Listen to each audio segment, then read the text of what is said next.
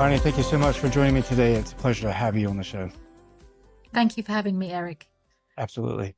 We're very excited about our conversation with you today because it puts to light a lot of things that I think people miss when it comes to their professional lives. And these are the kind of conversations we're going to have.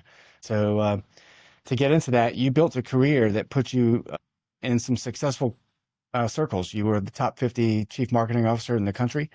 By every visible measure you can think of, you've made it. I mean, you worked hard, you got far, and the things that you have accomplished in your life and your career still follow you today through your bio, alongside the frameworks that you've built since then, as you started taking care of yourself, called Return on Self. At what point did you realize that that same career that you were seeing all the success in was doing actual damage to you? Really good question and getting straight into it first off the bat. So I love it. Unfortunately, fortunately, whichever way you look at it, the only time that I realized I was not doing very well was actually when I was diagnosed with breast cancer in 2020. Although I was receiving a lot of signs from my body in many years up until that point, it was only when I was diagnosed with the disease that I realized actually what I had been doing in this thirst for success in corporate was actually harming me. So it took that much of a, hey, your body is physically and literally dying on you, to really make me take stock and appreciate that I was facing a very serious stage in my life. So it was the cancer diagnosis. I can't imagine. I think people around the circles that I've been in, they've always talked about, it's killing me. And I've seen people who have had health issues related to work. I've had colleagues that experienced a stroke. I had colleagues that experienced heart issues. In both cases, they nearly ignored them. And I don't know if that was due to their commitment to work or if it was something else. You look back on it now, were there early signals that you had that you may have missed that you thought, I wish I had paid more attention to that? Oh my God. It's like, where do I start? I had multiple signs, and not just, over a small period. They were over many, many years. So when I look back, I think, wow, I must have, my threshold for tolerance and pushing and, kind of grit, and it is high, because those signs occurred throughout many, many years, probably over 10. They would be small things, small sort of signals. I had anemia because I was panting as I was going upstairs. I would find myself panting after a few flights and realized I was, low in oxygen in my blood. And so I had anemia and, went to fix it with, an iron infusion. I had high cholesterol when I got my blood tests back to figure out why I was feeling a little bit foggy and kind of not quite myself. And the cholesterol was because I was just consuming so much processed foods and sugars just to keep myself, kind of on throughout my work days. And so those were what I call the small signals, even though, in themselves, they're obviously not great. But then as the years progressed and as I was climbing the ladder and becoming even more addicted to that euphoria of having responsibility and being in executive roles where pressure is a regularity. I suffered from endometriosis a couple of times. I struggled to have all 3 children, so I had fertility issues. But even with those chronic illnesses, that is the body telling you that there's an imbalance, whatever it is, if it's hormonal, in my case, with the fertility issues. But, those signs, when I look back, as Steve Jobs said, you cannot join the dots looking forwards. You can only join them when you look back. And when I look back, I can see absolutely that my body was talking to me in many different ways. But those things didn't stop me because I was never present enough to really sit down and think, well, what is my body trying to communicate with me? And even when I was diagnosed with osteoporosis at the age of 39, I had a fracture in my foot as I came out of the C-section with my second child, the birth of my second child. And long-winded, trying to figure out, well, why am I limping? What's happened? The fracture was linked to osteoporosis. And I was told at the time, you do have the bones of a 65-year-old. And I was 39. And I think how sad my body must have been to be crying out, to be nourished with food and the right drinks and the supplements and exercise and all of it. And those things were never on my radar. It was like exercise was like, why would I go and exercise when I could be, instead of doing that in my lunch hour, I could be packing in at least 3 more meetings. And the processed food and the coffee just to, as I said, keep on. So there were so many signs. And as the time went by, they became more serious. I mean, osteoporosis is a significant disease that, if not looked at and worked on, it can be, with very catastrophic results. So the cancer, I think, was definitely the straw that broke the camel's back for me.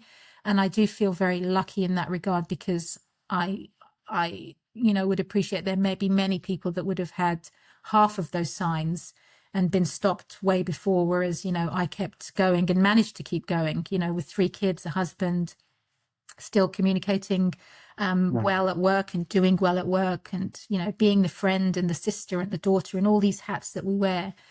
So I was fortunate in the fact that when cancer did come, it did stop me in my tracks, literally, and I was able to come out the other side, having heeded finally what the lessons were that I was meant to heed.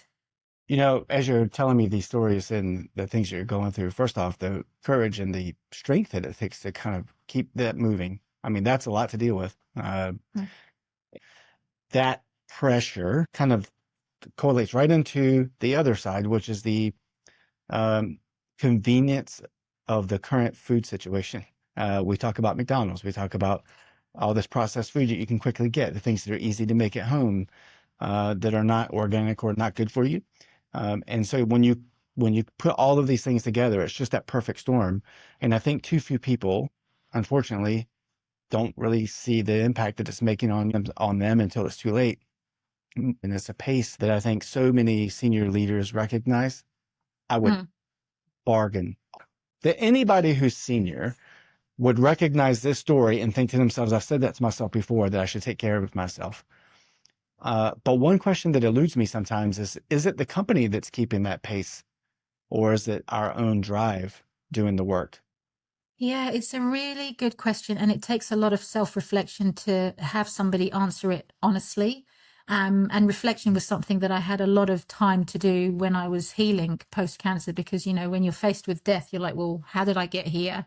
Was it me? Was it, circumstance, and then you think, well, am I playing victim, or, did this happen for me, to me? What am I learning from being sat here in this hospital bed, having just gone through an operation and knowing that the road to healing is still going to be a long one?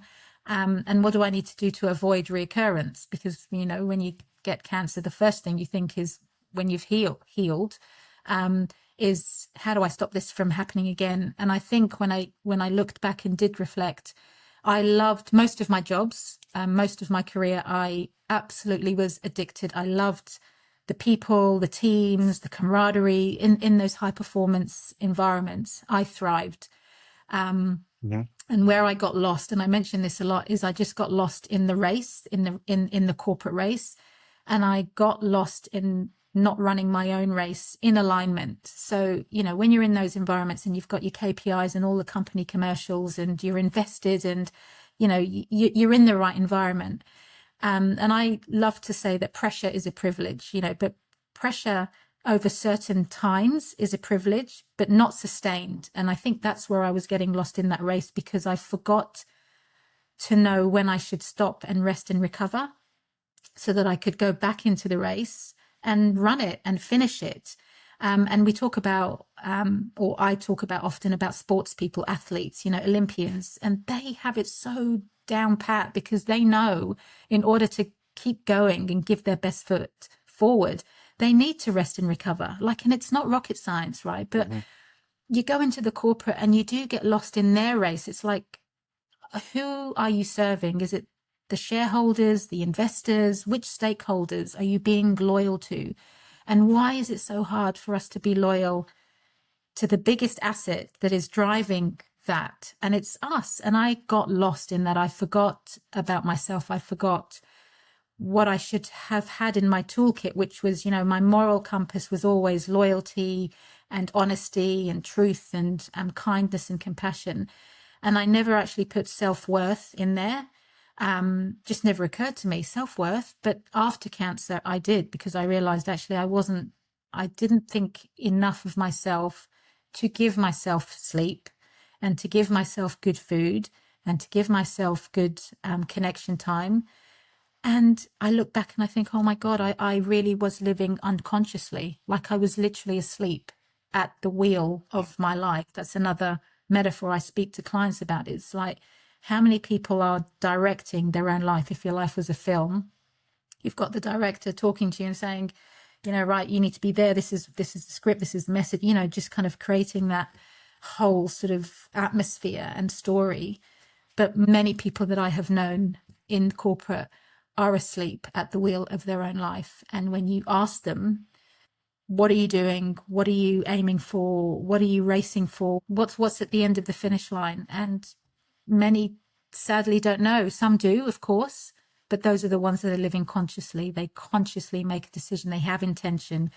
They know when not to swallow their boundaries. They know when to say, actually, I'm going to stop working today. I'm not working past 7 p.m. or these deadlines aren't realistic, or I need more resource if you're expecting me to deliver X, Y, Z, whatever the conversation. So quite a learning curve. But when that aha moment gets there and the switch sort of flips, it's priceless, because you're like, oh my God, this is what fulfillment is, because you've got that self-worth, right? It's about you and living well. It is. Yeah, absolutely. I think people need to be putting a bit more emphasis on that. But I want to go back a little bit about something you said earlier, where it wasn't about whether you were driving or the company was driving, or it was a mix of both. It's almost as if the diagnosis is what woke you up. And just not, what was it, 3 days ago, you were at the REAM conference, I believe it was, REAM Australia's conference. Yes, the Cancer manufacturing awareness company you were doing. Yeah. And you said that you mentioned this before in the podcast just a few months ago. You said this was something that happened for you, not to you. And that was a very striking thing to say about something that scares the hell out of everybody. Can you elaborate a little bit more about what that means? Because you talked a little bit about it, but it really changed how you've switched. You just went right into it and started taking care of yourself. Yeah, I guess throughout my whole upbringing, just, from a child onwards, I've never liked being in the victim mentality. And not to say, that hasn't happened, of course, something happens and it's not nice, and it's like, well, why me? And it's like, well, why not you? If it's not you, it's likely to be someone else. And I'm not one that likes to give my power away consciously, although, when I look back in corporate, I was giving away my power, but, that was unintentionally. But I think with the cancer diagnosis, I was so fighting for life. I still do believe that I have so much more to give, so much more to do in life. And when I realized I had all of these signals that were occurring with my body trying to talk to me, and then when the cancer hit, I was like, well, there must be something in this. There must be something in this, that has allowed me to keep going. And when you, in life generally, when you start to think about why something happens for you, you immediately open up into this growth edge where you're sort of inviting the lessons, and the lessons that the universe, God, whatever you believe in, is a real empowering way of taking back the power that has been lost, reclaiming it, claiming it, taking, when the rug feels like it's been pulled out from underneath you, which obviously the cancer did feel like. When you start to really think about the lessons, that's when the conscious living comes in. So the conscious living is really connected, because you think, how often do we wake up in the morning and in a 24-hour day, just do things on autopilot. Because, we're creatures of habit. So, waking up, having a shower, brushing your teeth, making the coffee, doing your breakfast, walking to the bus stop, driving to work. A lot of those things are habitual. You do them without needing to think. But because when you do live consciously, that means there's much more intent. There's much more space being carved out for you to make a decision as to what the next period of time is going to look like. And I think for me, that's the same kind of ethos with things happening for you. There's always growth that comes when you accept that something has occurred. It doesn't mean you have to kind of, bottle up what you're feeling and think, right, I'm going to push through and, upper lip and pull my socks up. It doesn't mean that at all. Of course, you must accept how you're feeling and sometimes, just revel in that, sadness, grief, whatever it is. But then it's not staying there. And when you don't stay there and then you sort of dust yourself off, pick yourself up, then you can start to say, well, why has this happened for me? And that is the whole beauty of not relinquishing your power, but actually becoming stronger because of it. And that's where the resilience comes in. That's where the grit and what you're made up of. Because as soon as you stay in victim, it's game over. Everything then is woe you, poor you. And that is comfortable. Even staying in that is comfortable because at least you know what you're dealing with, right? You're dealing with being peed off and all the rest of it. But that's never where growth and true living is going to come into play. So that's kind of how I always delve into the for me and get uncomfortable and be okay with being uncomfortable, but knowing I'm going to be actually stronger at the other end until the next thing happens. And then you keep going because that is, my friend, that is life. That is life. It is. I mean, if it was easy, then we would all be extremely happy and never have a problem, but that's not the way it works. Everybody knows that. I want to start moving into different topic, the psychology injury part of it, because obviously the health issues that accompany people who are generally senior that don't have a lot of time, where their schedules are packed and they've got to make as many efficiency choices as possible, be it good or bad. Those things we've well documented. And there's a thing I think you've mentioned before, or at least wrote about, called the Everlab research, and it shows how executives carry some of the worst biomarkers than people who are not those individuals, who are one or two levels below them. Why is it that senior individuals tend to have worse health? I mean, we can state the obvious, that they've got no schedule to really take care of themselves, but you've kind of talked about it before, the ability to mentally say, I'm doing it for me. But if they do that, they're going to sacrifice something.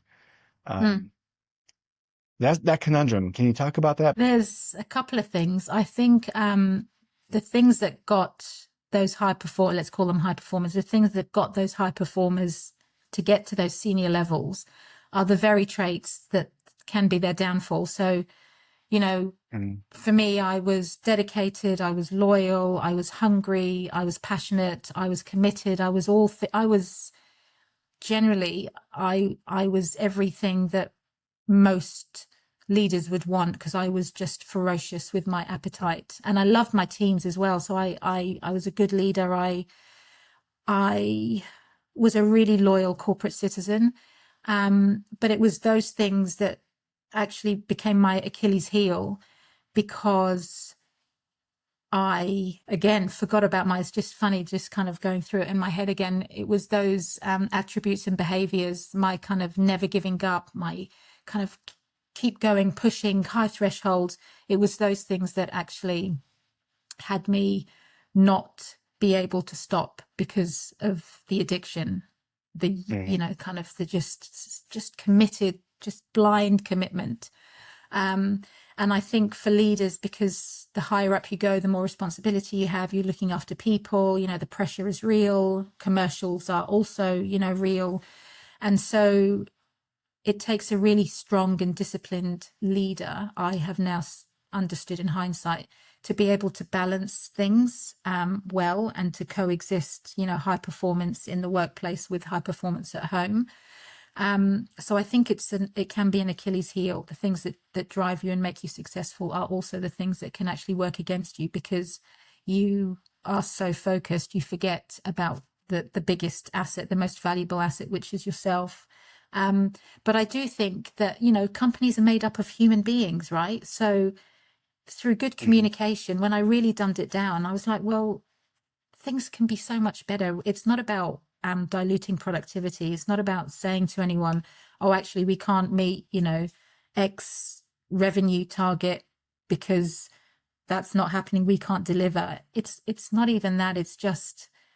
It's having the right conversations and being brave enough and courageous enough to have the conversations to identify when something is realistic and unrealistic, and having the evidence to back it up.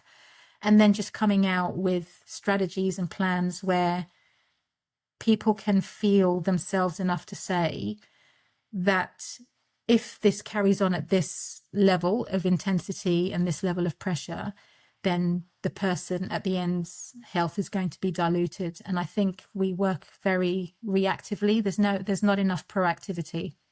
And that's what the Yeah. research was partly about. It was that most or some of the leaders that were in that research actually looked fine on the outside, because they're going to the gym, maybe in their lunch hour, they're having a power walk.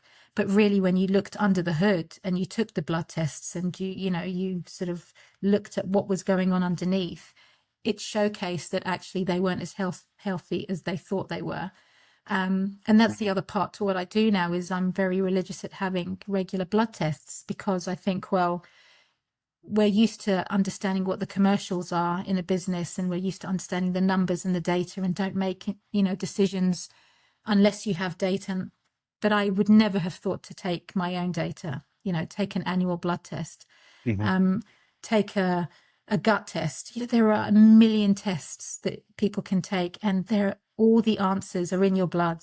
Like, just through one drop of blood, there is a whole mound of intel that can, inform you as to what's going on, what you're likely to get. Even, there are reports and wonderful analysis that you can find out to showcase, if you do not do XYZ, you are more prone to, getting this disease or Alzheimer's or dementia or whatever. So there's no excuse for me now. I just think, if you really are invested in your health and wellness, it's not just take a walk, immerse yourself in nature. Of course, those things help. Of course they do. But it's really looking under the hood and really identifying what is going on, so that you can be more empowered and be more informed about what you should be doing, what foods you should be taking, what supplements you might need to take. There's Mhm. it's never ending. And I guess I should just add, which I feel very passionate about, it shouldn't feel like an afterthought, all of this. It should feel empowering, going back to conscious living and intent. It should be a celebration every day. You're alive, you're waking up. How are you going to spend your day so that you can live long and live well and live independently? I think that's key. Mhm. Nobody wants to live long if they're not in a good state by the end of that. So yeah, there's a lot of discipline, and it's work, it's hard work, but it should be worthy work. And that comes back to the self-worth. I can only imagine um, what it was like 60 years ago when the corporate pressure was a lot less. But you talk about with organizations and different groups, the psychological safety, which is a key tenet of all the things that you're just describing, because you've got to have the discipline, you've got to have the wherewithal to say, this is for me. These are all psychological aspects of that. And you talk about that with all the different groups and people you talk about. And actually, Mm, our HRD Australia just featured you on this very topic. And these are conversations. I feel like a lot of leaders want to avoid them. They're the mm, performance ones are one thing, but personal ones are another. And I feel like sometimes leaders don't just feel like they owe it to anybody to have a conversation with someone and ask them, how are you feeling? mm, That's all about, have you done X, Y, and Z? Have you met your metrics? Have you done this and this and this? Rather than pulling you aside and saying, how are you doing? How do you feel? Are you happy? And I think this happens amongst senior leaders themselves in that niche. I think it's still a conversation that's not as often as it should be. Have you ever seen a shift where the companies are like, okay, well, if you're not going to give me everything you have, then, and shame on you for taking care of yourself, we're going to take care of you, maybe in a negative way. Have you seen that before, where these high pressure cultures are punishing leaders who take care of themselves?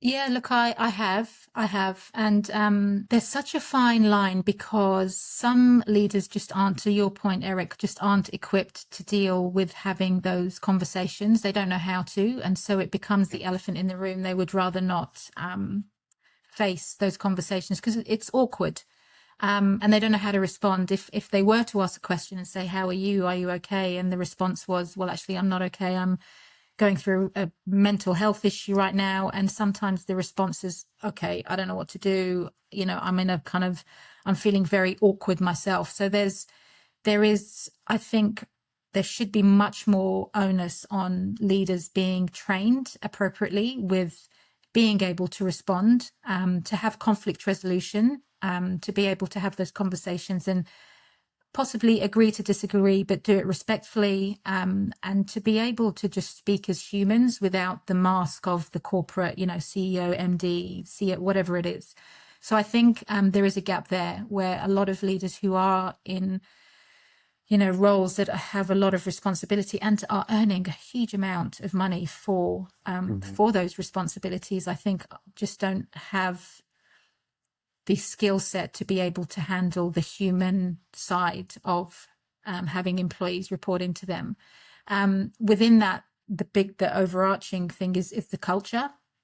And I think there are a lot of cultures out there which are struggling to adapt to these conversations around psychological safety and what does psychological safety mean. And in Australia here, there are lots of psychosocial risks, which are very clear about what they are, and those risks are foreseeable. So, for example, you could have bullying, sexual harassment, role ambiguity, poor leadership, communication styles. Those are all risks that are identified as being foreseeable, which means that they can be prevented. And it is the company, the leader's responsibility to make sure that there are policies in place or frameworks and mechanics in place to prevent those things from happening, because if they do happen, that's where the psychological harm will come into play. And I've been in those positions. I've been in positions where I haven't felt safe, and it has been due to the inability of the organization, the culture, the leaders to have conversations that needed to be had in a way that were respectful and full of integrity. And I think that's where the gap is at the moment. But it's great that certainly in Australia, there is movement towards much more media around what Safe Work Australia are doing and what the regulations mean and what will happen to employers if they don't take this seriously. So there is a lot more focus on that topic, which I think is brilliant. However, I do think there is a long way to go, and I think it will take a few more case studies, a few more use case studies where, what's being published out in the media is examples of both employers and employees, where news is being shared about cases out there where either side, whether it's an employer or employee, has fallen down and not fulfilled their obligations when it came to making workplaces safe. So there's a long way to go, but it's great that the media is taking it seriously, and there is a lot more news out there which is educating and informing, which is part of what I'm doing because of the lived experience. I've been there where mental health is in tatters, the self-chatter, the isolation, the loneliness, the financial impact. It's serious stuff. And we've seen there are cases where people have, taken their own lives because of that. So there are extreme cases where this psychological safety is crucial and certainly needs to be continue to be focused on so that we can make, workplaces safer, because nobody should come in for a paycheck and feel anything other than safe and heard and seen. You mentioned one of your posts, you can usually tell how serious a company is about their well-being, their position on that within the first hour or so of walking in the door. And you Yeah. just mentioned that you built your practice around that idea of telling the difference between the company that has a genuine well-being program and the one that's just there for liability reasons to keep them safe from being sued. Hey, we've got a well-being program, and it's not our problem that not everyone's taking advantage of it. In your experience, what tells you that you're looking at a genuine one or a non-genuine one? A lot of it is actually body language, and just behaviors and mannerisms. It's the eye contact when you come in. It's the warmth, maybe of not just a handshake, but the language used, the conversation. It's how people engage with you. It could be something as simple as, you walk into a meeting room, and it's where they ask you to sit, or it's, if they offer you a cup of water or tea, if it's an interview, for example, or if it's a meeting. I used to walk into a particular room in this building, and the MD would always sit in the same position on that table, and everyone else would sit in their other, but that was his seat, but it was at the top of the table. So there was almost this hierarchy, and nobody would ever sit in that seat. And it's even signs like that in terms of, I know other leaders that would on purpose sit in other parts of a room to subliminally showcase that there's no hierarchy. I mean, of course there's a hierarchy, but it doesn't need to be shown when you're, in a meeting room and everyone's, covering whatever they are in a meeting.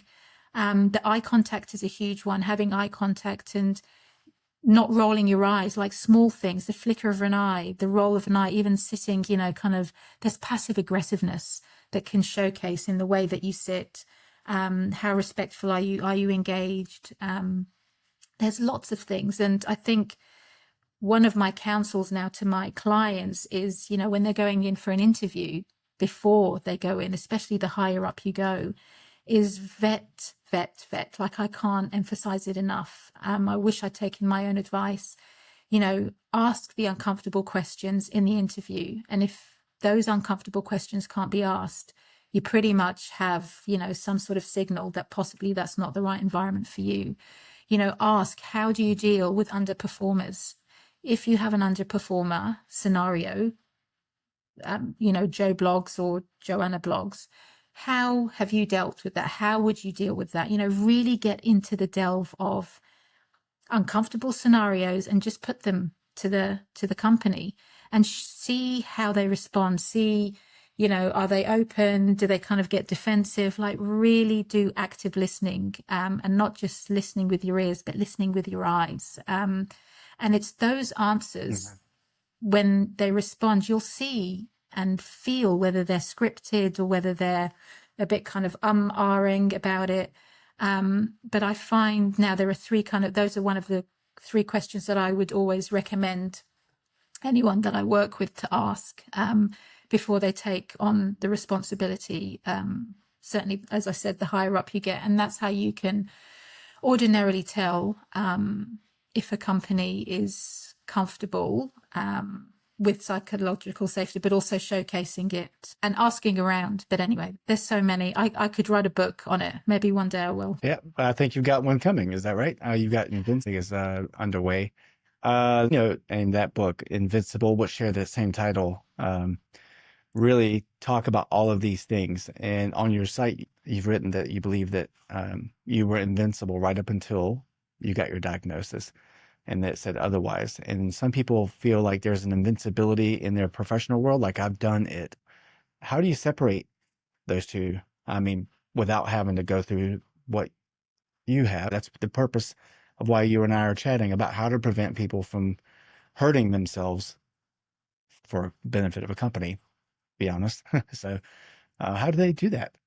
I kind of like what you said. I used to think Invincible was being strong and kind of gladiator-esque. Like, I loved all that stuff, and that I just thrived in that environment. And the invincibility was part of that. It was, if this person can go, 10 steps, I can go 11. I was, I still am, competitive. And so the invincibility, I wore it honestly, like with such pride. I was just, enamored with all of that. And then after getting sick, I realized that actually invincibility should be around powering yourself with goodness. And, when you look at your wheel of life, you've got different segments in it, and one is nutrition and food, and the other is exercise, movement. The third might be connection, social, family.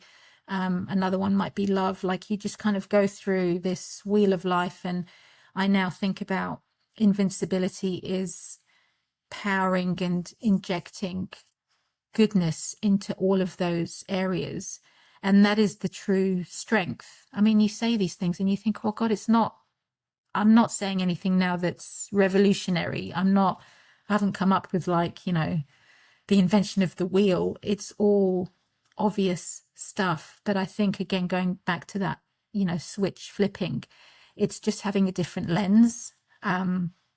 It's understanding that being invincible in kind of its rawest sense is really being respectful to yourself and giving yourself the best shot of living well and strong. And I keep coming back to that, but we all want to live long and happy lives, right?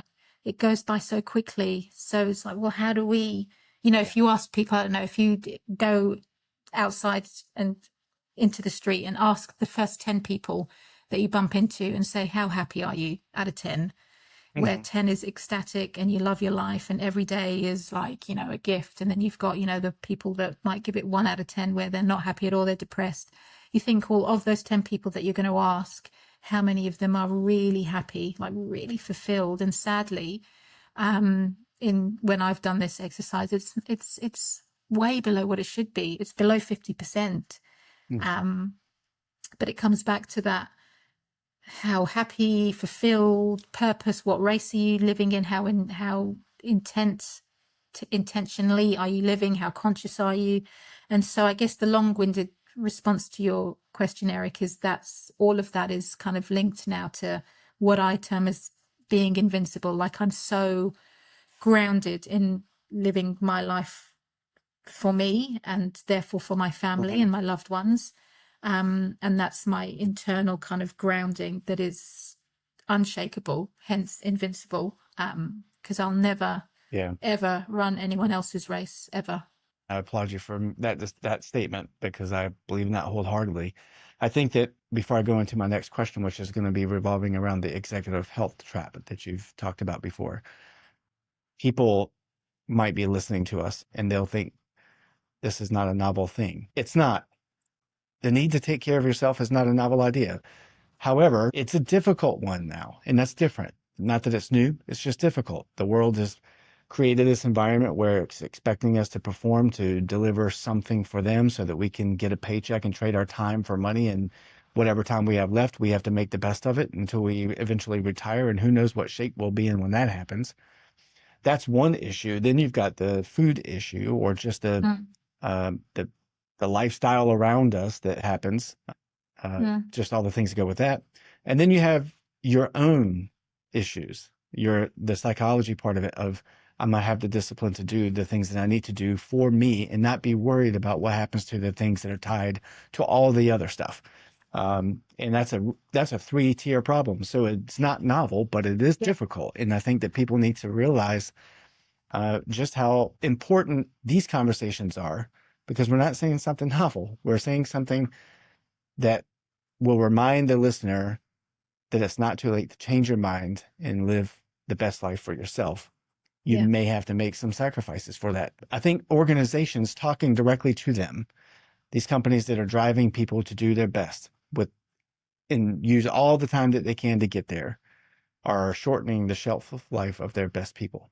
Would you agree with that? Yeah, I do. I do think that if the organization doesn't have people obviously there's HR organizations, but I think, and those functions traditionally have been responsible for people. But I think nowadays, with how the landscape of corporate is shifting across the world, I think the people asset is everyone's responsibility. There's so many things that everyone can do, whether you're in finance or operations or marketing or sales. It's everyone's responsibility. So I think there is definitely a shift coming. There is, health and wellness it's one of the biggest industries now, and we're not even on the crest of the wave. Like, it's massive for so many reasons. And I read somewhere there was a report that said people in their 50s, in the age bracket of 50 to 65, they're the ones, because people are living longer, they're the demographic that are actually going to be the most useful for organizations, because if they're the ones that are sleeping right, if they're the ones that are, eating right and, doing all things good by health and wellness levels, then those types of people are going to be your best asset, because organizations are allowing them to have, or enabling or supporting them to have better health work-life balance. So it goes back to that metaphor that we discussed around athletes and, Olympians and all the wonderful sort of sports people out there, is they know that they can come back and do it all again and get their PBs and all the rest of it, because they have rested, because they have recovered, because they have pressed the reset button. So I think there are companies that are certainly more open to having those conversations and understanding that productivity will be a byproduct when people are healthy and well, as opposed to spending, a shed load of money on absenteeism and, people sort of literally running on fumes and not being productive, even though they are coming into work. So there's, lots of opportunity, but as I said, a long way to go. I think we hear a pretty mainstream constant call for organizations to do people first programs, where they're trying to better their people, give them shorter work weeks, more time off, hybrid options, depending on what it is. But I think that they need to be doing that. There's also another aspect of this, and this is the impact of these things depending on who it is applied against, gender perspective. From talking with people, doing some research and reading, and of course reading some of your content, women pressure versus men pressure, this gender-based pressure bit is lopsided in many ways. And there are women that you mentor through your professional services that you provide, coaching them towards what we've been talking about. And most recently on a panel that you were on about 2 weeks ago, I guess it was the Women's Lawyers Association of Queensland. You were talking about all the different health issues in sustaining success, right? And so that's really a niche line here that I want to kind of go down about gender-based pressure and how that gets in the way of them actually acting on that. And so can you talk a little bit about that as well? There's so many different angles to that, because I think when I look back on my career, some of the best leaders that I had were male, and some of the not so great leaders, unfortunately for me, were female. And so that's why I'm so much more passionate about advocating for women and being a cheerleader for women. So I think with the inequality that you've mentioned, when I think back to my career and when I was trying to have children, I think that's where I felt it the most, is because I was desperate to be a mum and have 3 kids. But I didn't want to tell anyone that at work, because I was worried that it might go against me and I might be seen as less invested, because there I was trying to, have a family. Whereas, potential promotions may not have come my way if I was known to, wanting to be a mum. And so there are lots of things that are happening in a female's mind, I think, when you are kind of climbing the ladder and you're trying to find your way and you're trying to, make a name for yourself. So there's I guess there are a few things to what you said. I think the main things are every organization is different. And I've been lucky in some parts of my career to be in environments where I felt I was supported, irrespective of, what was on my agenda from a personal perspective. But I think it goes back, I guess, in summary to your question, I think it goes back to having or being brave enough to have those courageous conversations if you feel that you're in a safe environment. feeling safe, to be able to have an uncomfortable conversation, to know that it will be understood and that you can not be judged for saying how you feel, to be able to rise and to be able to, get up the ladder or whatever it is that you want to do as a female. I don't know if that's answered your question. Yeah, It was yeah. a very, very intelligent one. I was talking to individuals. One that pops in my head is Joe Tarnarski. I think she's a common thread between us. Her story is very similar, not so much in a health perspective versus a workplace pressure perspective, but um, I think about the stories of yours and hers and others that I've talked to, and Mm, it's a people thing, and that people are there are strong women and there are weak men, and there are yeah. strong men and weak women. It's irrelevant. I think it's a people thing, and we need to make sure that these organizations that are expecting us to perform for them so that we're all successful has a people first account. When we're strong enough to make those decisions for ourselves, to become invincible for ourselves, we find that we're better off for it. And now you're 5 years out, roughly, you're cancer free. By your own account, you're healthier than you've ever been. You look very happy. How is life treating you now compared to when you were pushing through that in that tough corporate world? Oh, it's amazing just to respect myself so well now and to love it, to love, like my life is like complete 360 from what it was before. It's ice baths now and sauna. It is being careful about what I eat. Of course I have my off days where, I'll have a pizza or have some, chalky biscuits, of course. But it's that kind of 80-20 rule where, I inhale and adore inhaling all these different teas and herbs and spices and foods. And like, I had no idea that food was medicine. Like, literally, it's medicine and it's all there. And when I spoke once, about all these different health strategies, I had somebody, a member of the audience said, that they were on a budget. So, they weren't able to go and have membership at a health place where you could have ice bath and sauna, for example. And my response is always, there's so many different ways that you can maintain your health. Like, for example, there's you can go to the pool, you can go to the beach, or you can just get some ice and put it in your bath, or just have a cold shower, right? There's lots of things that you can do. Mhm. Like, my point is that health and wellness is free, and it's there for you to adore and inhale and enjoy. Walking in the grass without anything, just your feet, waking up and just first thing you do, don't go for your phone, just look at the sky or get some vitamin D on your skin in summertime. There are so many different things that I do now where it has become normal for me. Like, at the beginning, it was overwhelming because I was like, where do I start? Oh my God, I've got to sleep better. I've got to eat better. I've got to now exercise. So my advice is always just one thing at a time. And then over time, those new normals have become new normals, and then it's become something else that's been, included in the way that I live. And so now it is all things exercise and all things nutrition, and I'm still learning. Like, every day I learned something, and I think I might try that, I might do that. Having my annual, well, more than once, but having blood tests. I turned 50 as well last year, and in Australia, you receive the bowel cancer kit. That's the Australian government. As soon as you're 50, you get it in the post, this kit. And the amount of people that I know that have it still sat on their kitchen table. And Mm. it's those things, it's those little changes. It's like, why are you leaving something for so long? Like, why don't you get it done?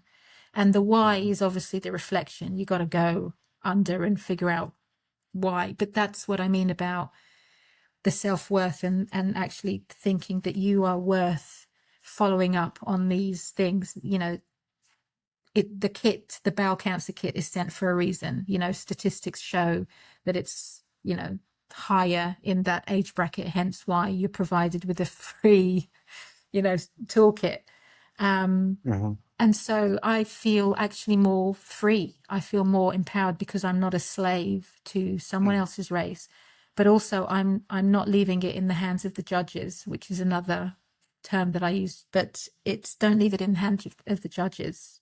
Do your best. Sometimes crap happens to you anyway. Of course, you're dealt with certain cards, but do your best. And that's what I'm doing now, is I'm just doing my very best to remain disciplined, and live well and live clean, which is wonderful. And congratulations on that. I mean, I know it's an amazing feeling. I think more people are in this situation, but haven't made that leap. For that senior leader who might be listening to this conversation, regardless of whether they're senior or not, anyone who's feeling like it's just taken over their life, you've kind of alluded to it. They need to make something happen, some small movement. What would you recommend for them to do? Okay, so I would recommend getting a paper and a pen, and not iPad, not a device, actually going old school, paper and pen, and just divide the paper into two columns. One is the energy zapper and one is the energy attractor.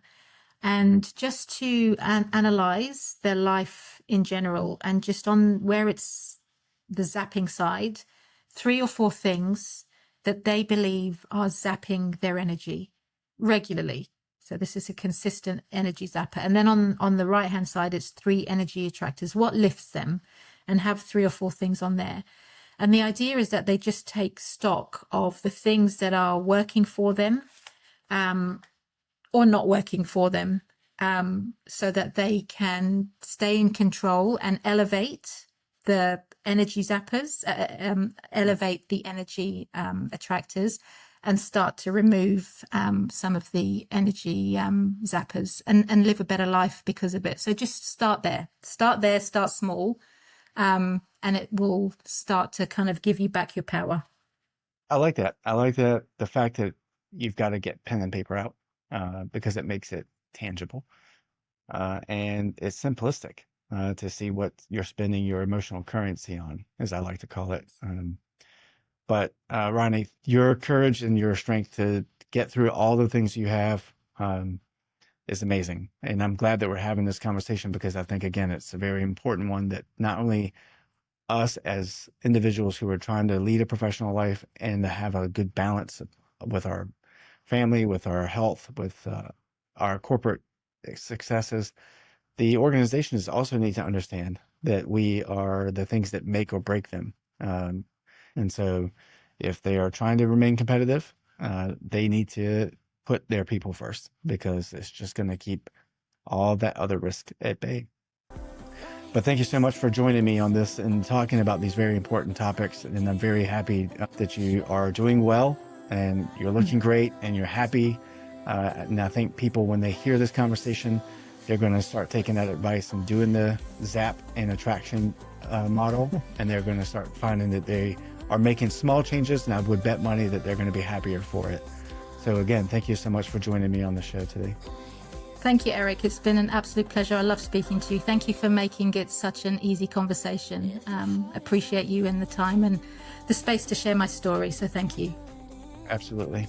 We'll be talking with you shortly, and we'll put all of your information in the show notes so that people can reach out to you via your website, get to know you on LinkedIn, and some other links that we may have up there as well. So if people could just like and subscribe to this channel, and make sure you're reading the show notes to get to know Roni and her story and learn something from her, because she's been there.